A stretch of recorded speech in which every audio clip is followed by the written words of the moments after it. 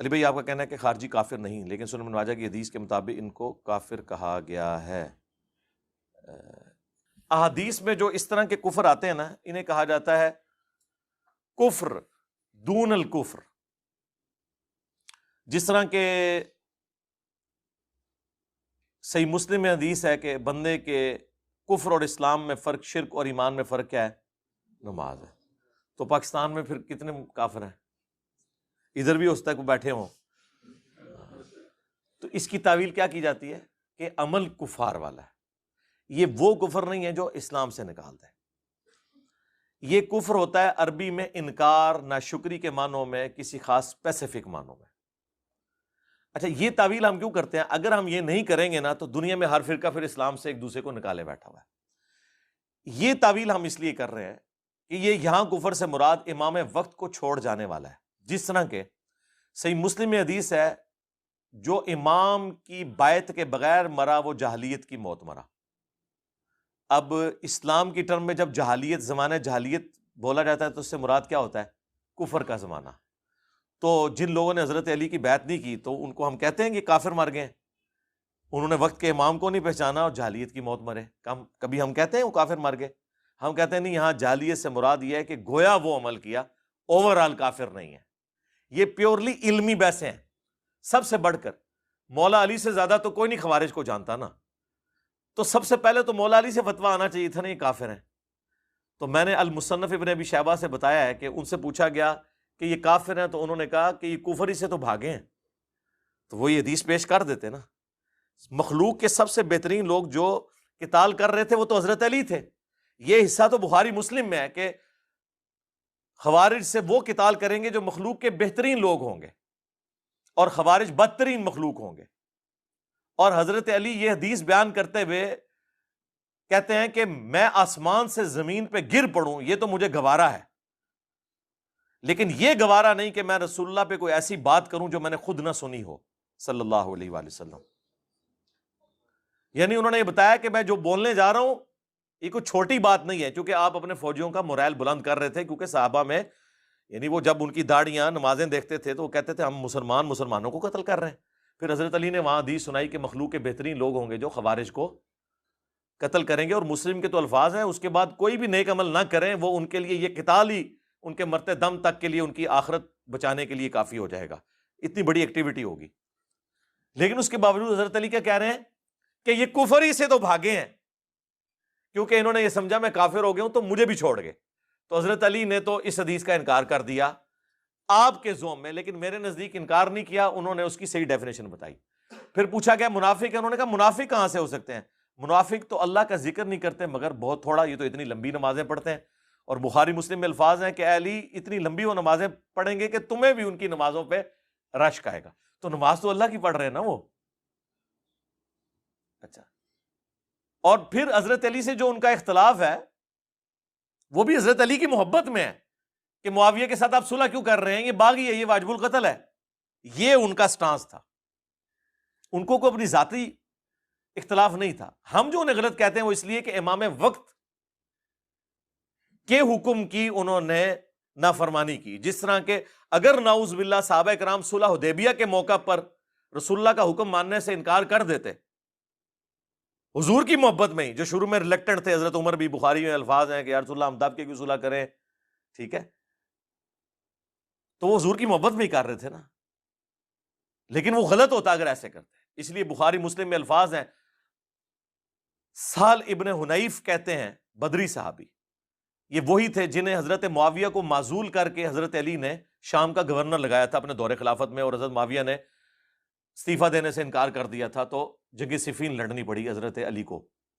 سہل بن حنیف جنگ صفین کے موقع پر بخاری اور مسلم دونوں میں الفاظ ہیں، وہ اپنا گھوڑا دوڑا کے صحابہ کرام میں آتے ہیں اور وہ کہتے ہیں کہ اگر صلح حدیبیہ کے دن ہمارے اختیار میں ہوتا تو ہم رسول اللہ کے فیصلے کو بدل دیتے۔ اور پھر انہوں نے اسپیسیفکلی مینشن کیا کہ حضرت عمر اس صلح کے اوپر خوش نہیں تھے، اور اگر زبردستی کرنی ہوتی تو حضرت عمر جو ہیں نعوذ باللہ اس فیصلے کو بدل دیتے، انکار کر دیتے۔ وہ اگر خدا نخواستہ ایسا ہوتا تو اپنے ایمان سے یاد ہو بیٹھے، لیکن ایسا نہیں ہوا۔ تو انہوں نے فوجیوں کو کہا کہ اس دن نبی علیہ السلام کے فیصلے کو ہم نے قبول کیا، آج تمہارا کام ہے کہ علی کے فیصلے کو قبول کرو۔ وہ تحکیم کا مسئلہ، وہ پھر ایک دردناک سٹوری ہے۔ لیکن بخاری مسلم کی اس حدیث سے یہ بھی پتہ چل گیا کہ سہل بن حنیف بدری صحابی صلح حدیبیہ کے ساتھ جوڑ رہے ہیں تحکیم کے مسئلے کو۔ صلح حدیبیہ میں اللہ کے نبی اور صحابہ ایک طرف تھے اور دوسری طرف مشرکین عرب تھے، اور اس موقع پر مولا علی اور ان کے ساتھی ایک طرف تھے اور دوسری طرف اہل شام تھے۔ تو یہ اس میں اہل شام کی جتنی فضیلت آئی ہوئی ہے نا، وہ آپ کو پتہ چل گئی ہوگی، کیونکہ جب اب جوڑا جا رہا ہے نا اس کے ساتھ، وہ تو بخاری میں موجود ہے، جب حضرت علی نے وہ محمد رسول اللہ مٹانے سے انکار کر دیا تھا، جب کافروں نے اعتراض کیا ہم تو آپ کو اللہ کا رسول نہیں مانتے، آپ لکھیں محمد بن عبداللہ، حضور نے کہا علی کاٹ دو اور لکھ دو، انہوں نے کہا یا رسول اللہ میں تو نہیں کاٹوں گا۔ اب یہ کس حضور کی محبت میں انہوں نے کہا، پھر حضور نے کہا ادھر مجھے دو، پھر آپ نے لکیر پھیری اور اپنے ہاتھوں سے لکھا۔ اور حضرت ابوبکر کہتے ہیں حضور کی ہینڈ رائٹنگ اتنی اچھی نہیں تھی، اس لیے کہ آپ کو اللہ تعالیٰ نے یہ ملکہ نہیں دیا تھا، یہ حضور کا معجزہ تھا کہ آپ لکھ پڑھ نہیں سکتے تھے، کیونکہ سورہ العنکبوت میں اگر ایسا ہوتا تو لوگ گمان کرتے یہ کتاب آپ نے خود لکھ لی ہے۔ حضور کے حق میں لکھا پڑھا نہ ہونا یہ عیب نہیں ہے، خوبی ہے، اور لکھا پڑھا سے مراد جاہل ہونا نہیں ہے، اللہ نے انہیں علم سکھایا ہے، لیکن یہ اللہ تعالیٰ نے ان کو معجزہ دیا ہے کہ تو وہاں پہ حضرت علی نے جو انکار کیا تو وہ اس وجہ سے نہیں تھا کہ نعوذ باللہ نافرمان تھے۔ اور اسی حدیث کا ایک طریق سنن نسائی الکبریٰ کے اندر موجود ہے، خصائص علی والے چیپٹر کے اندر، وہ بڑا دردناک ہے۔ اس میں پہلے تو وہ مناظرہ بھی ہے جو خوارج اور ابن عباس کے درمیان ہوا، جو ہم نے ریسرچ پیپر 5B کربلا والے میں ڈالا ہوا ہے، اور دوسرا یہ وہ روایت لے کے ہے کہ حضرت علی نے جب یہ انکار کیا نا، حضور نے یہ کیا تو اس کے بعد نبی علیہ السلام نے حضرت علی کو ایک رازداری کی بات بتائی اور کہا کہ اے علی تم پہ بھی اسی طرح کا ایک وقت آئے گا، اس وقت تمہیں بھی وہی کچھ کرنا ہوگا جو آج میں کر رہا ہوں۔ یعنی رسول اللہ نے اپنی جگہ علی کو رکھا اور مشرکین عرب کی جگہ حضرت علی کے مخالفین کو رکھا، تبھی ریزیمبلنس بنے گی نا۔ انہوں نے کیا کہا تھا کہ ہم محمد رسول اللہ نہیں مانتے، محمد بن عبداللہ لکھو۔ جب حضرت علی اور حضرت معاویہ کے درمیان جنگ بندی ہوئی، جو معاہدہ لکھا گیا اس میں لکھا تھا امیر المؤمنین خلیفۃ المسلمین علی ابن ابی طالب اور معاویہ ابن ابی سفیان کے درمیان۔ تو معاویہ بن ابی سفیان رضی اللہ تعالیٰ عنہ، ہم تو ہماری تو مجبوری ہے جی، صحابی ہونے کی وجہ سے ہم احترام سے نام لیتے ہیں اور رضی اللہ عنہ کہتے ہیں، نبی الاسلام کی نسبت کی وجہ سے۔ تو ان کے پاس جب یہ معاہدہ پہنچا تو انہوں نے کہا میں تو اس معاہدے پہ سائن نہیں کروں گا، میں تو اسے امیر المومنین نہیں مانتا ہوں، جس طرح کے مشرکین عرب نے کہا تھا کہ ہم اسے اللہ کا رسول نہیں مانتے۔ ٹھیک ہے، تو آپ ذرا دیکھ لیں کیا ریزیمبلنس بن رہی ہے۔ اس سے ان ناسبیوں کا بھی رد ہو گیا جو کہتے ہیں نہیں وہ حضرت علی کو خلیفہ مانتے تھے، بس صرف قصاص عثمان مانگتے تھے۔ وہ اس سے بڑھ کے تو جامعہ ترمذی اور سنن ابی داؤد میں موجود ہے کہ بنو امیہ کے لوگ کہتے ہیں علی تو خلیفہ ہی نہیں ہے اور خلافت تو ہم میں ہے، جس پہ حضرت سفینہ نے کہا تھا یہ ان کی پیٹھ سے جھوٹ نکلا، ان کی بادشاہت روئے ارض کی بدترین بادشاہت ہے۔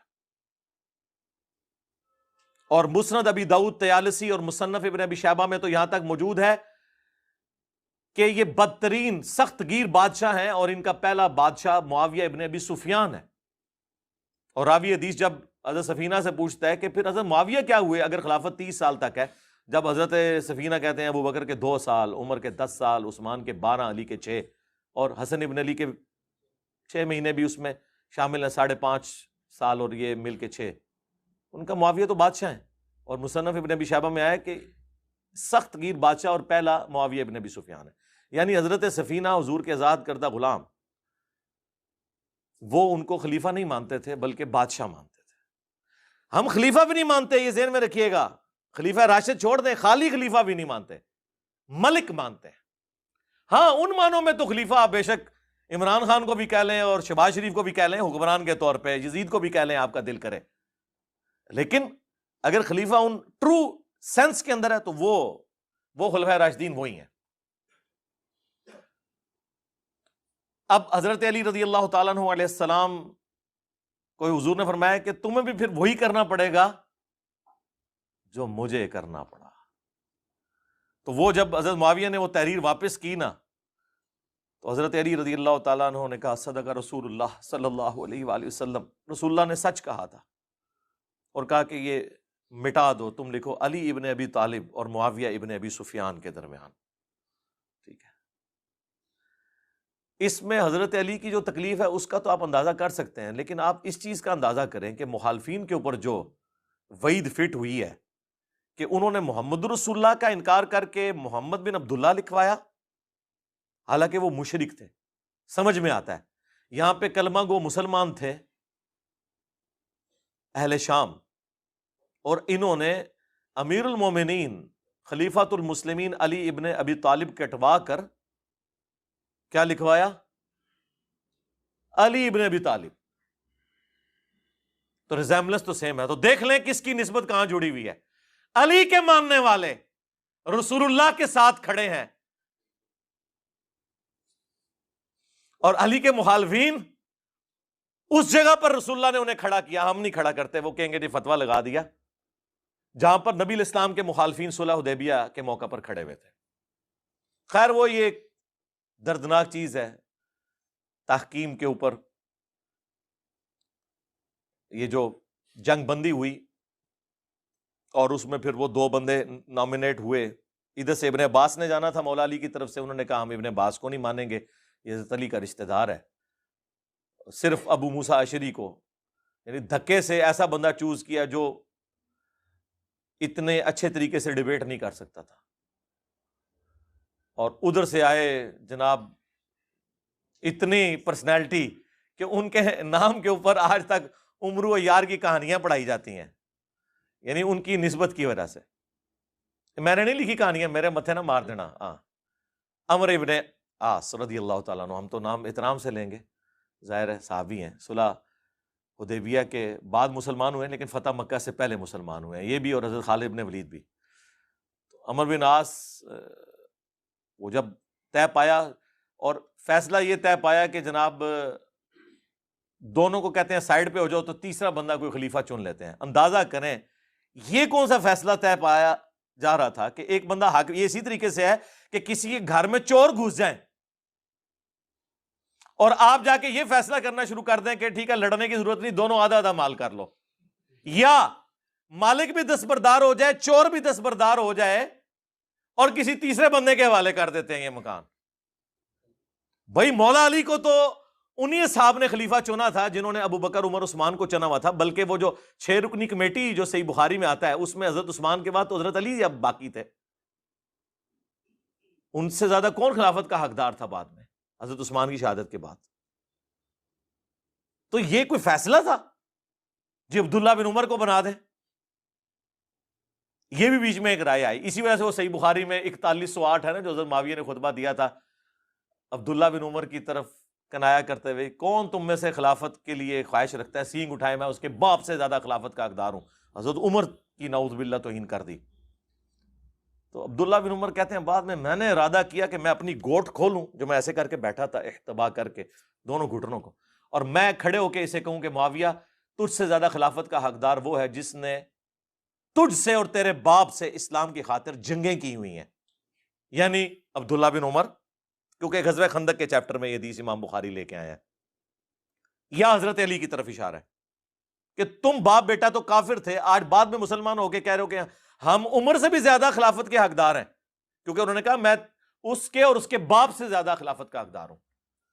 تو ظاہر ہے جسے کہا اسی کو تکلیف ہوئی نا. انہوں نے بعد میں کہا میں نے ارادہ کیا لیکن پھر میں فتنے کے ڈر سے خاموش ہو گیا اور خون ریزی کے ڈر سے، پھر مجھے جنت کی نعمتیں یاد آ گئیں کہ ٹھیک ہے مر کے تو جنت میں ہی جانا ہے، دنیا میں کمپرومائز کر لیتے ہیں. اور وہ راوی حدیث جو تابعی ہے وہ کہتا ہے کہ عبداللہ بن عمر نے خاموش ہو کے اپنی عزت بھی بچا لی اور اپنی جان بھی بچا لی.